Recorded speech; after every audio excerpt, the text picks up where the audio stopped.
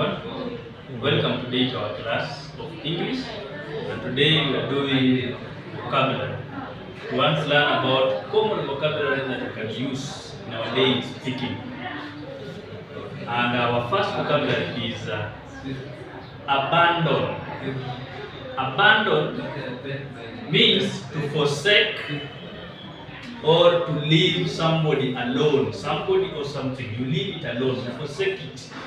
You don't attend to it. For example, in a sentence you can say, this mother abandoned her children without food. That means the mother left the children without food. Number two is adversely. Adversely means very bad or negatively affected. Negatively affected. The pronunciation is adversely. So you can say, after too much rain, the area was adversely affected because maybe the houses were carried away. So the area was adversely affected. Number three, aggregate. Aggregate means total number of things or people. You can say the aggregate number of people in this town is 10,000. The total number, the aggregate number. Number four is intensify. Intensify means to increase or to become too much. To increase or to become too much. So in a sentence, you can say, after the rain intensified, that is in the past tense, after the rain intensified, we could not go home. After the rain intensified, that means after the rain increased, it became too much, we could not go home. Number five is to obtain. To obtain is to get something. Can you obtain the book from your bag? Can you get the book from your bag? Number six is to anticipate. Anticipate is to expect something to happen or to expect somebody to come from somewhere. For example, you can say in a sentence, I am anticipating good results from my exams. That means you are expecting good marks from the exams that you did. Next is famine.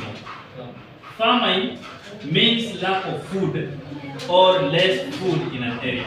When you don't have enough food, we say there is famine. So you can say in the desert, many animals die because of famine when they don't have food. Number eight is impact. Impact is the effect. So effect is how something is affecting another thing. It's called the effect, the impact. So you can say in a sentence, many trees dried up because of the impact of too much sun. Too much sun. The impact of too much sun caused the trees to dry up. Then number 9 is persevere. To persevere is to tolerate or to be able to put up with something. You are able to live with somebody or something despite it having other bad conditions. For example, when you go in a rural area, you are forced to persevere because there's no electricity. You are forced to persevere. You are forced to live without electricity. You are forced to persevere. Number 10 is to adapt. When you get adapt means to get used to something or to somebody. For example, when you go to a new area, you have to start learning on how to live in that particular area. So after getting used to it, you can live in that area comfortably. We'll say that you have adapted in that area. Next, number 12 is diverse. Diverse means different. So for example, you can say in Kenya, there is people from diverse regions. For example, those ones from China, from Europe, from South Africa, people from different areas. You say they are diverse, they are different. The number 13 is feature. Feature, we can say it is the appearance or the way something looks like, or the characteristics of something. You say it is a feature. For example, you can say, what are the features of a Toyota Prado? What are the characteristics? How does it look like? Toyota Prado is a car. So how does it look like? What are its features? Number 14 is inherent. Inherent means to be found inside of another thing. For example, after interacting with people, you are able to know how they behave.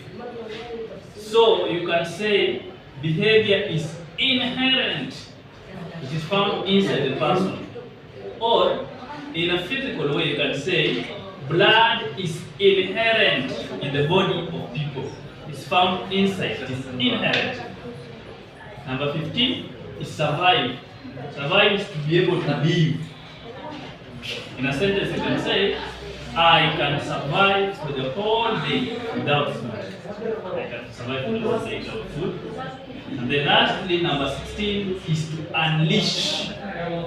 Unleash is to release or produce something by force. For example, when you are angry and you want to show somebody that you are angry, you say, I will unleash my anger on you. People also unleash the bad side of them. For example, the behavior. When somebody tries to show his real behavior, you say, he has unleashed his behaviors. He has unleashed his true colors. After that end, that is our end of our class today. Thank you and God bless you, Moro.